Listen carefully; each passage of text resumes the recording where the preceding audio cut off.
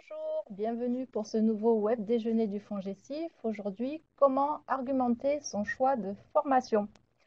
Avant de rentrer dans le vif du sujet, quelques règles du jeu comme d'habitude. Donc, nous avons coupé vos micros pour éviter les interférences.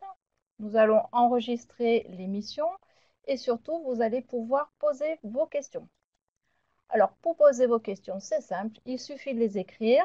À la modération, on répondra à certaines de vos questions, mais surtout, on va nous en passer pour la fin de l'émission afin que nous puissions répondre en direct. Êtes-vous prêts? Oui, c'est bon.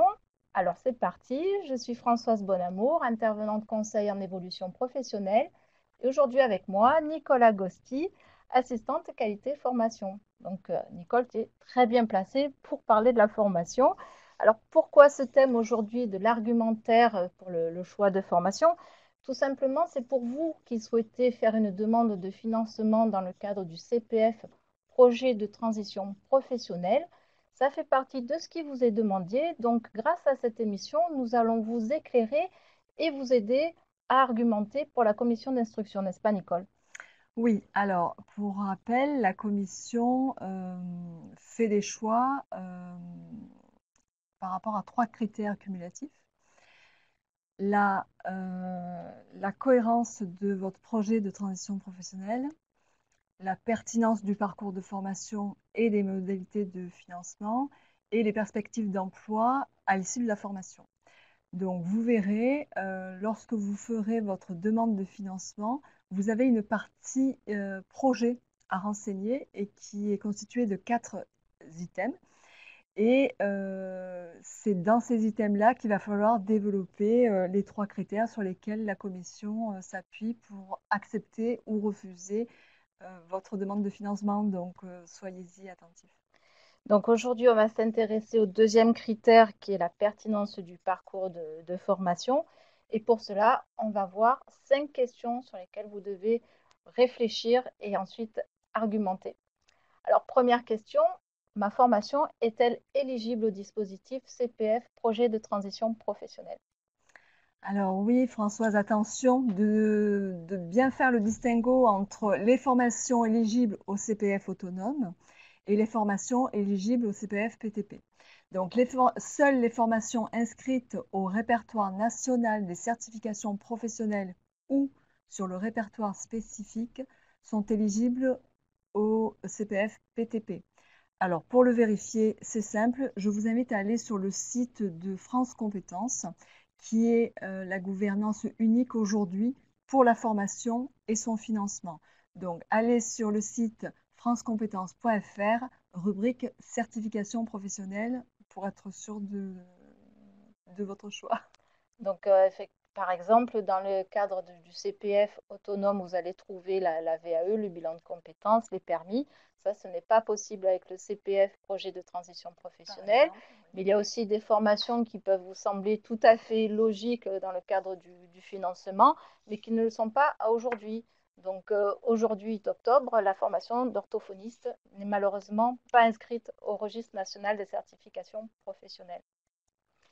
Donc, mettons que j'ai un métier, enfin, c'est bien le but, vous avez un métier visé. Est-ce que cette formation va bien me mener au métier visé? alors là, j'ai envie de dire que c'est une question de bon sens. C'est ce qu'on vous demande de vérifier, hein, que la formation que vous allez choisir vous mène à quelque chose.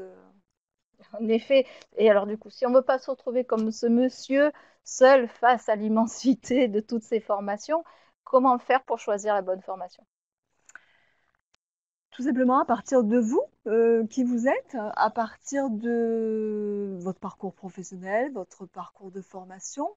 En fonction, si par exemple vous évoluez déjà dans le domaine du métier visé, peut-être que c'est pas indispensable la formation. Vous pouvez peut-être envisager de faire une VAE. Ensuite, ce qui est important surtout, c'est d'aller rencontrer des professionnels qui exercent la profession que vous convoitez, de façon à leur demander quelle est la formation requise. Et enfin, vous pouvez faire une seconde vérification via les offres d'emploi. Bien souvent, la qualification requise y est notée, quoi. Mhm. Donc, si vous souhaitez travailler dans un cabinet comptable au niveau de la paye, par exemple, un BTS gestion PME, PMI ne vous servira pas à grand-chose. Visez directement le titre professionnel gestionnaire de paye. Alors, j'ai trouvé la formation. Maintenant, il faut que je trouve l'organisme de formation. Il y en a une pléthore. Donc, comment choisir mon organisme de formation? Alors, tout simplement en comparant, pardon, je veux dans les yeux. Alors, tout simplement en comparant l'offre de formation en elle-même et les organismes de formation. Donc, intéressez-vous aux programmes qui sont proposés, aux intervenants qui dispensent ces différentes formations.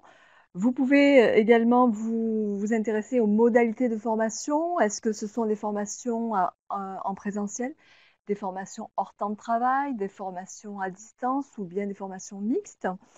Quels sont les outils qui sont mis à votre disposition? Alors, est-ce qu'il y a des ateliers? Est-ce qu'il y a des ouvrages? Est-ce qu'il y a des ordinateurs mis à disposition?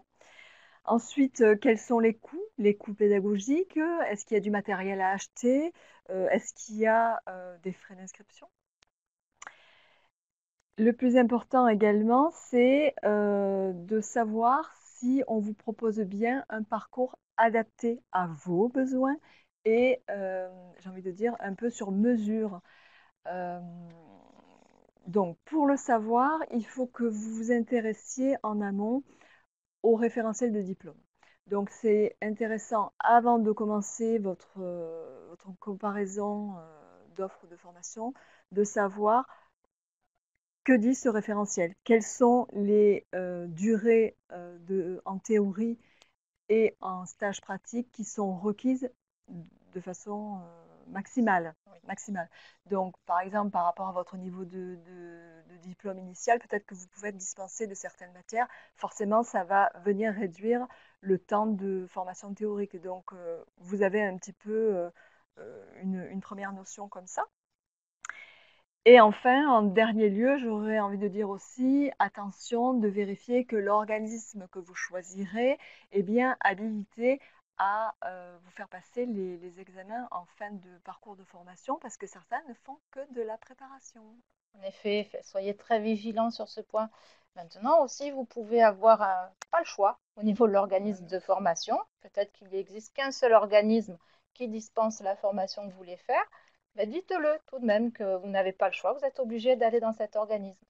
Vous pouvez aussi faire un choix tout à fait personnel, choisir un organisme qui se trouve à l'autre bout de la France, tout simplement pour des raisons personnelles, hein, retrouver de la famille, ou pour professionnellement se créer un nouveau réseau, ou tout simplement pour aller voir comment ça se passe ailleurs. C'est tout à fait légitime, vous en avez le droit. Il suffit de l'expliquer à la commission d'instruction puisqu'elle ne vous connaît pas.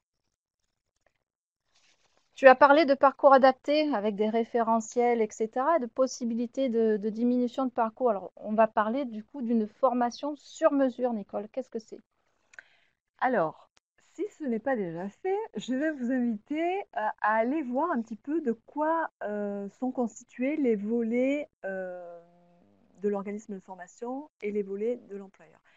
C'est important que vous sachiez ce qu'il y a dedans parce qu'après tout, c'est votre demande de financement à vous, quoi. Donc, c'est important que vous sachiez un petit peu de quoi il en vient. Donc, vous pourrez constater que dans la partie organisme de formation, il est à un moment donné demandé de renseigner un bilan de positionnement préalable. Alors, qu'est-ce qu'un positionnement préalable? Eh bien, c'est quelque chose qui doit être fait par l'organisme de formation avant de vous proposer un parcours de formation et qui consiste à vous connaître. Donc, à connaître déjà votre parcours de formation, votre parcours professionnel. Donc ça peut se faire via un entretien ou à la lecture de votre CV. Et ensuite, l'organisme de formation doit également identifier quels sont vos acquis, quels sont vos savoir-faire, vos savoir-être. Et pour ce faire, il peut utiliser des mises en situation ou des tests. Et c'est une fois ce positionnement préalable réalisé qu'il va pouvoir vous proposer un parcours adapté et dans sa durée et dans son contenu, de façon à ce que vous puissiez aller directement à l'objectif que vous vous êtes fixé. Et le but du jeu, c'est de ne pas vous faire perdre de temps en formation. Alors, il peut y avoir une réduction de parcours au regard justement de tout ce que vous avez pu faire avant, mais il peut y avoir aussi un allègement. Mais attention, cet allègement ne concerne qu'une remise à niveau sur certaines matières et il ne faut pas que cette remise à niveau constitue un tiers du temps.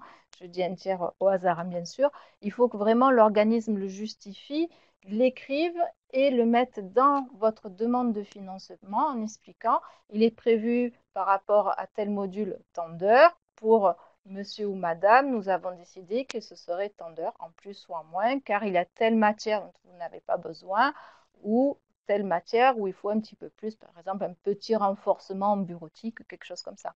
Oui, oui, attention, hein, parce que là, la commission n'est pas dupe, hein. Il est hors de question par exemple, de faire tout un parcours d'apprentissage de la langue anglaise, par exemple, avant d'intégrer un autre cursus de formation. Ça se vérifie lors des prérequis qui sont demandés avant l'entrée en formation. Et dernière question déjà, cette formation me correspond-elle? Alors, est-ce que c'est pas un petit peu redondant avec la question numéro 3 qui était comment choisir mon organisme de formation? Alors non, parce que lors de la question numéro 3, je vous invitais à vous intéresser à l'offre de formation et aux organismes de formation. Là, j'ai envie de vous dire, posez-vous des questions par rapport à vous. Par exemple, est-ce que vous souhaitez une formation courte, une formation longue? Comment aimez-vous apprendre dans un petit groupe, dans un grand groupe? Avec quels moyens pédagogiques? Par exemple, si on vous propose une formation uniquement avec l'outil informatique et que vous n'êtes pas très à l'aise avec l'outil informatique, bon ben voilà, ça déjà, vous pouvez écarter cette solution-là.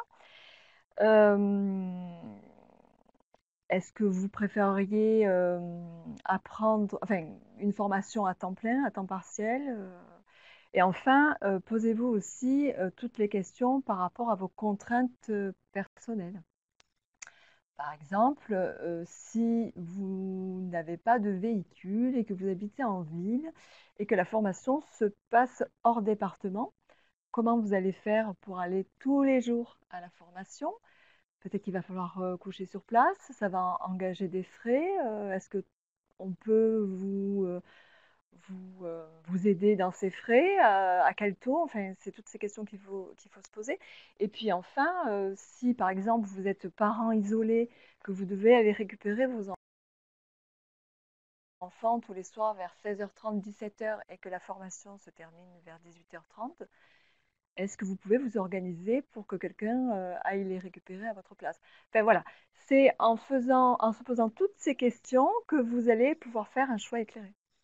Donc, si on récapitule, les 5 questions à se poser sont: est-ce que la formation est éligible au dispositif CPF, projet de transition professionnelle? Est-ce que cette formation est-ce qu'elle conduit au métier visé? Comment je choisis mon organisme de formation? Est-ce que la formation est tout à fait adaptée à mes besoins? Est-elle sur mesure?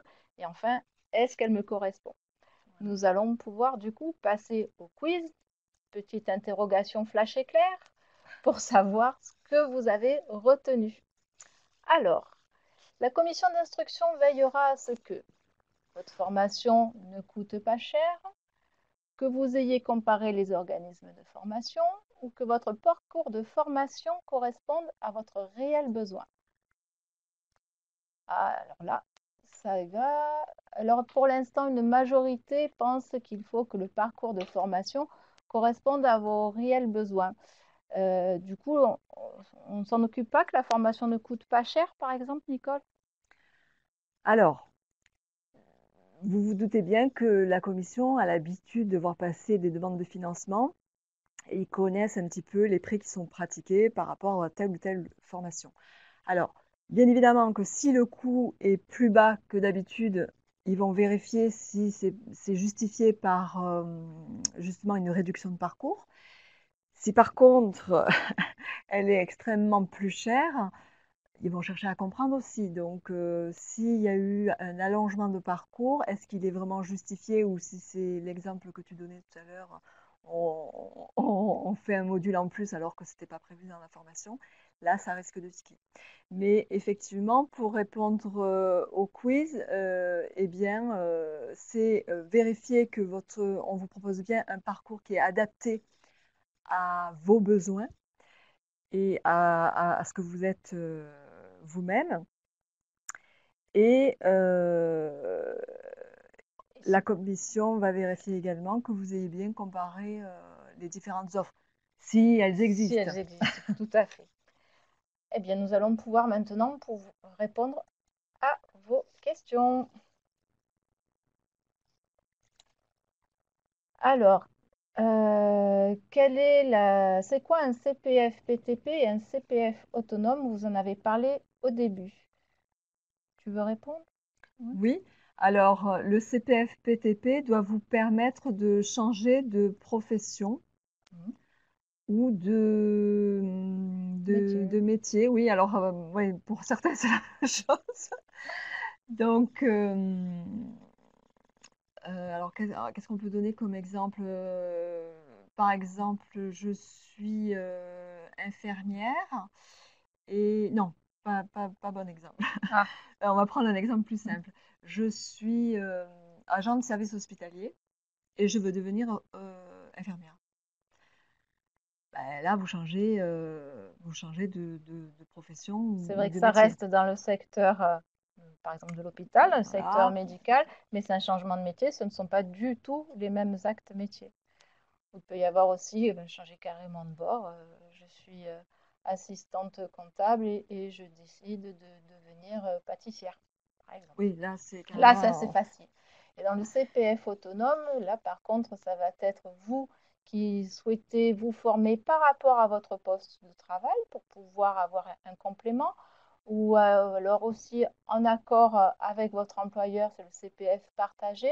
Donc là, le but n'est pas de quitter l'entreprise, a priori. Maintenant, vous pouvez aussi utiliser votre CPF autonome pour faire un bilan de compétences ou une VAE, faire le point à un moment donné, sans que ça n'engendre forcément un changement de métier. Donc, ce qu'il faut retenir, c'est le CPF projet de transition professionnelle.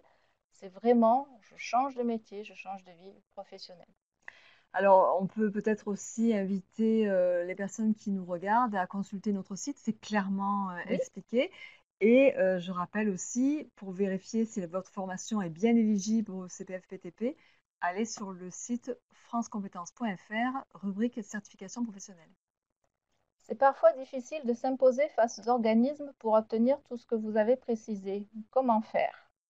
Alors, c'est vrai, mais en même temps, j'ai envie de dire que c'est quand même votre projet à vous et au final, c'est vous qui allez en pâtir.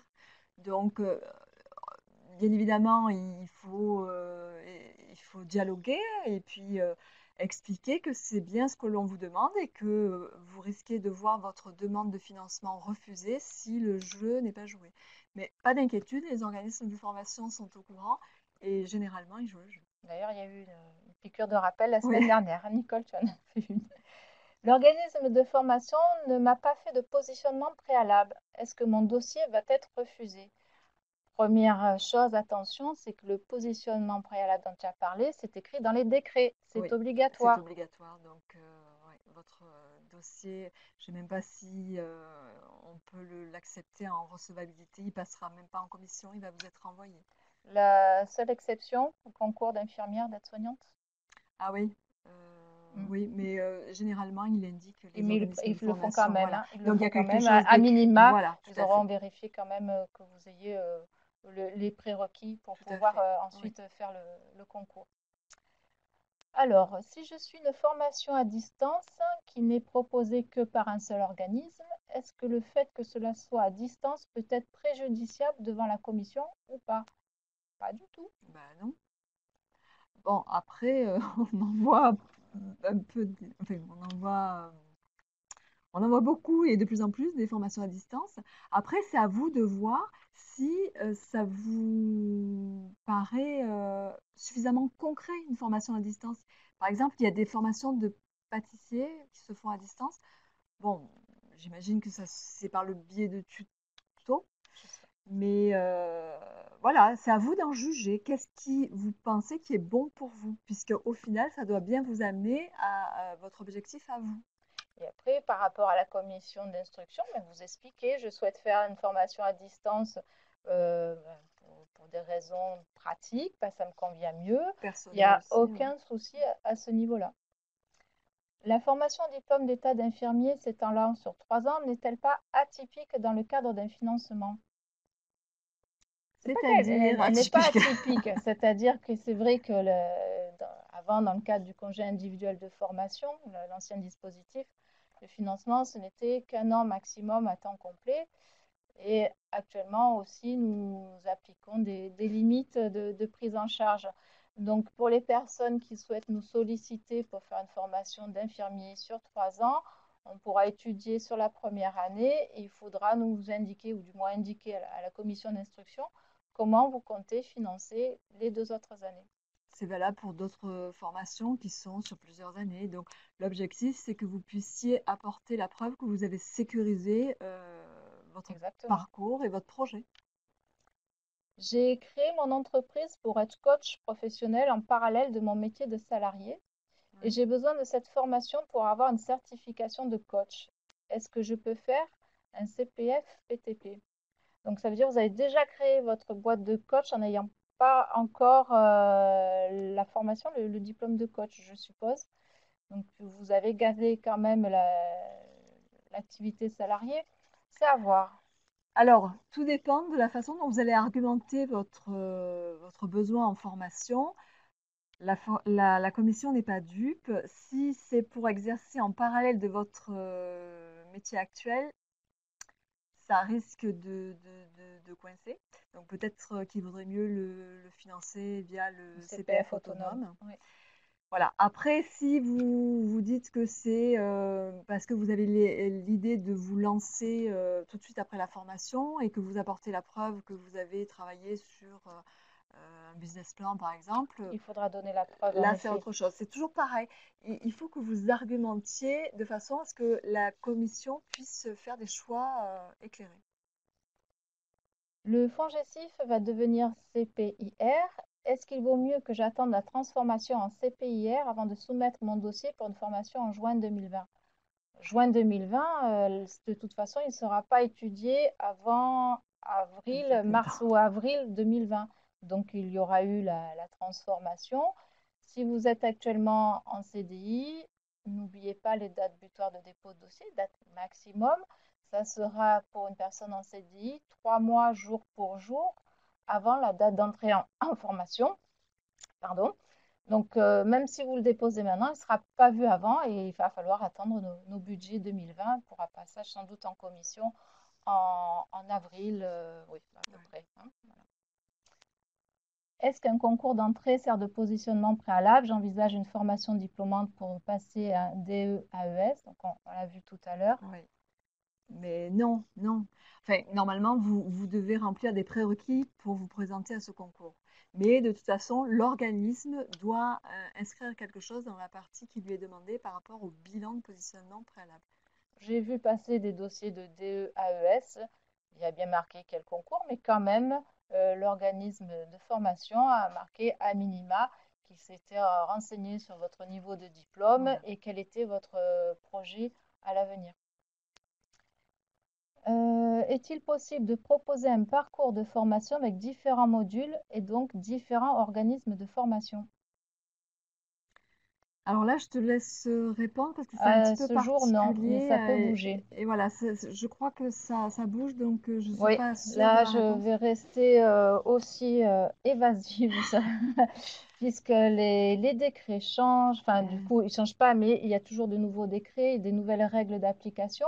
Donc, à aujourd'hui, octobre 2019, nous étudions une certification, un diplôme dans un seul organisme de formation qui doit vous proposer les blocs ou modules nécessaires pour valider cette certification. Peut-on être aidé pour rédiger la partie projet dans laquelle on doit justement argumenter le choix de formation?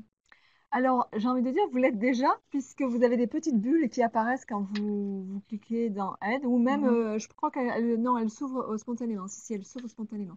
Donc, ça l'est déjà. Sinon, vous avez un service pour vous aider dans l'écriture de votre dossier qui s'appelle CPF PTP mode d'emploi. Donc, vous pouvez vous y inscrire directement en ligne. Ensuite, C'est un atelier. en plus, vous avez la possibilité, une fois que vous avez déposé votre demande de financement, vous avez un correspondant au sein du FONGECIF.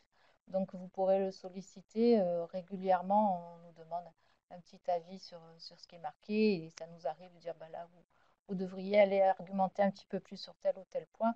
Donc, ne vous inquiétez pas, on ne vous laisse pas tomber. Eh bien, il n'y a plus de questions. Très bien, mais en plus, nous sommes pile poil dans les Le temps. timing. Ouais, nickel. Donc, nous vous proposons de retrouver cette émission bientôt sur nos réseaux, bien sûr, mais il y a aussi toutes les anciennes émissions qui abordent notamment le projet professionnel, la réforme, etc. Donc, n'hésitez pas à aller sur les réseaux sociaux pour consulter tout ça. Comme tu l'as dit tout à l'heure, notre site internet qui a été tout refait récemment et magnifiquement Qui apporte comprend de nombreuses nos informations actions utiles. et qui sont régulièrement mises à jour. Hein. Tout à fait. Ça va au fur et à mesure. Et donc sur Twitter, LinkedIn, Facebook Et notre chaîne YouTube. et la chaîne YouTube surtout pour voir tous les replays.